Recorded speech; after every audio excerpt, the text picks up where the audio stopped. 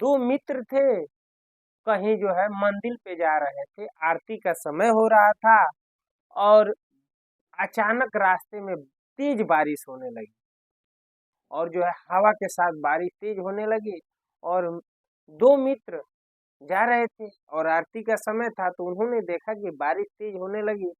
तो जंगल का रास्ता था और जंगल में एक झोपड़ी थी, उसमें एक वेश्या रहती थी। एक मित्र ने कहा, मित्र बारिश तेज हो रही है, चलो उस झोपड़ी में हम लोग रुक जाते हैं। दूसरा जो मित्र था बोला, नहीं नहीं, आरती छूट जाएगी, मैं नहीं रुकूंगा, और उसमें भी जो है वेश्या का घर है, आरती छूट जाएगी। एक ने कहा, नहीं नहीं, मैं भीग जाऊंगा। एक मित्र जो है उस वेश्या के झोपड़ी में चला गया और एक मित्र जो है भीगते हुए मंदिर चला गया, आरती के लिए कह रहा था, देर हुई। मित्रों, जो मित्र मंदिर में गया तो वहां पहुंच तो गया, लेकिन वह सोचने लगा कि हाय, मैं यहाँ चला आया हूँ, मेरा मित्र जो है कैसा होगा। वो कितनी सुंदर अप्सरा थी, कितनी सुंदर जो है नेत्रांगना थी, वो वेश्या कितनी सुंदर है, वहां रहते तो अच्छा लगता। यहाँ वो आरती में है लेकिन सोच रहा है इस वेश्या के बारे में, जहाँ इसका मित्र जो पहुंचा हुआ है, वो कल्पना कर रहा है कि कितनी सुंदर, वहां होते तो अच्छा लगता, मजा आता, तमामे तमाम बात कल्पना कर रहा है। और ये मित्र जो वेश्या के घर था, वह सोच रहा है कि मैं कितना पापी हूँ, देखो मेरा मित्र कितना धार्मिक है, आंधी तूफान में भी वह डरा नहीं, हम तो डर कर छुप गए। वह जो है उस पानी में ही भीगता हुआ बारिश में आरती में चला गया। मैं कितना पापी हूँ, यही जो है छिप गया। ये यहाँ से ठाकुर जी का कैसे आरती हो रहा होगा, कैसे भोग लग रहा होगा। महात्मा जी जो वहाँ के पुजारी होंगे, वो ऐसे आरती गा रहे होंगे, ठाकुर जी को जो है ऐसे मिष्ठान लेकर उनको बुला रहे होंगे आरती में, और ठाकुर जी को भोजन पवाने के बाद से जो है वो जो है प्रसाद जो है मेरा मित्र खा रहा होगा।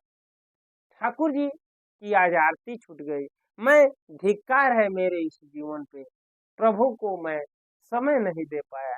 यानी यहाँ था लेकिन वह वहां वो जो मंदिर की कल्पना कर रहा था, लेकिन ठीक उसके उल्टा जो मित्र मंदिर पहुंचा था, वह इस बात के लिए सोच रहा था कि मैं कैसे चलाया, भीग भी गया और मेरा मित्र जो है वहां मजे ले रहा होगा, सुंदर अप्सरा, सुंदर जो है वेश्या है, उसके साथ जो है बातें कर रहा होगा, बारिश हो रहा है, मौसम भी ठीक है।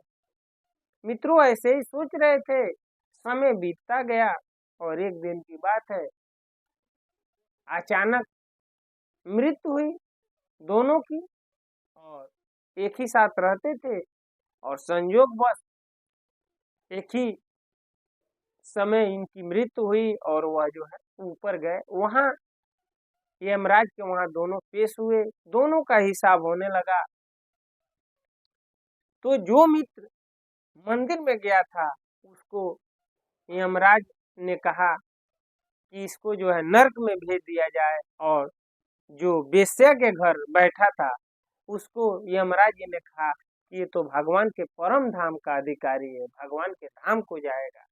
तब जो मंदिर गया था वह मित्र ने कहा कि अजी, यमराज जी, आपका कैसा नियम है, आपका कैसा न्याय है, आपका न्याय ठीक नहीं है, आपका नियम सही नहीं है। तब यमराज जी ने कहा कि क्या हमारा नियम नहीं सही है, बताओ। तब यमराज, तो लड़के ने कहा यमराज से कि महाराज, हम मंदिर में भीगते हुए, आंधी तूफान का प्रवाह न करते हुए हम आरती में गए थे, मंदिर में चले गए थे, तो हमको आप नर्क दे रहे हैं। और यह जो है वेश्या के घर जाकर छिप गया, रात भर जो है मस्ती करता रहा, तो इसको जो है आप भगवान के धाम भेज रहे हैं। तब यमराज जी ने कहा, नहीं नहीं मूर्ख, तुम मंदिर में जाकर भी तू इस वेश्या के विषय में कल्पना करता रहा, लेकिन तेरा मित्र भले ही मंदिर नहीं गया, लेकिन वह जो है भगवान के ध्यान में था। पुजारी कैसे आरती कर रहा था, कैसे आरती हो रही होगी, ठाकुर जी को भोग कैसे लग रहा हो, इस कल्पना में था। तो मित्रों, इस कहानी से हमें सीख ये मिलती है कि हम जज ये नहीं करता कि हम किस परिस्थिति में हैं, मैटर ये नहीं करता कि हम किस स्थान पे आए हैं, मैटर ये करता है कि हमारा भाव कैसा है, हमारा सोच कैसा है, हम जो है जहाँ हैं वही हैं कि या कहीं और। तो मित्रों, इस कहानी से हमें बहुत बड़ी सीख मिलती है। और गीता में भी भगवान श्री कृष्ण स्वयं कहते हैं कि अर्जुन, मैं जो है भाव का भूखा हूँ, मुझे भाव से जो कुछ मिलता है मैं समर्पण कर लेता हूँ। भाव से जो है उसको मिलूं जो मन से पुकारे, यानी जो मन से मेरी ध्यान करता है, मेरे बारे में 2 कदम चलता है, मेरे बारे में सुनता है, मैं उसको मिलता हूँ। मित्रों, तो हम तमाम जगह कहते हैं कि आज मंदिर ना जा पाए, हम तो दुकान पे ही रुक गए, हमें आरती में आने का मौका नहीं मिला। मित्रों, ऐसा नहीं। आप जिस जगह हैं, जिस स्थान पे हैं, जिस परिस्थिति में, भगवान को निरंतर उनका चिंतन करते रहना चाहिए, क्योंकि हमेशा जब चिंतन करेंगे तो प्रभु आपसे दूर नहीं, आपके पास ही है। लेकिन हम जो है अपने अहंकार में, मैं की मदिरा पी पी कर यह मन जो है हमें अहंकार में ला देता है, इसलिए जो है हमें ईश्वर तक पहुंचने नहीं देता ये। मित्रों, ये कहानी इसलिए समझाने के लिए बताई गई है, ये हमें इस बात का सीख देती है कि जो लोग ये कहते हैं कि हम जो है काम पे रहते हैं, तो हमें पूजा करने का टाइम नहीं मिलता है, ठाकुर जी को आरती करने का समय नहीं मिलता है। मित्रों, ऐसा नहीं है। अगर आप जिस स्थान पे हैं वो आरती का समय है तो वहीं करी ध्यान में रहिए कि प्रभु सामने ही दिख रहे हैं, ऐसा भाव रखिए। प्रभु को हम जो है आरती दिखा रहे हैं, प्रभु को मिष्ठान चढ़ा रहे हैं, भोग लगा रहे हैं, और उस भोग लगाने के बाद से उस भगवान के जूठन को उठाकर फिर मैं खा रहा हूँ। इस भाव में रहिए, इस चिंतन में रहिए, तो प्रभु कहीं दूर हैं, कहीं दूर नहीं है, और ना कहीं जाने की जरूरत है।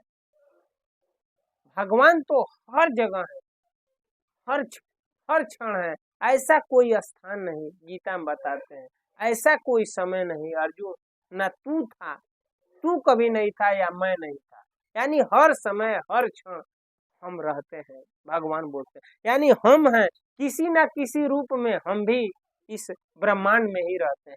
इस समय मानव शरीर मिला है, हो सकता है शास्त्र के अनुसार हमें और भी योनियां मिल सकती है, देव योनियां, जो कर्मों के अनुसार। और भगवान भी किसी न किसी रूप में रहते हैं, कभी मानव लीला करते हैं तो कभी जो है अपने धाम में रहते हैं भगवान। तो इसलिए भगवान कहते हैं कि ऐसा कोई समय नहीं गया, ऐसा कोई क्षण नहीं गया अर्जुन कि ना मैं था और ना तू था, माना ऐसा कोई समय नहीं गया कि ना तू था या ना मैं था, यानी हमेशा हम रहे हैं। ऐसा कभी ना होगा कि हम यहाँ नहीं रहेंगे।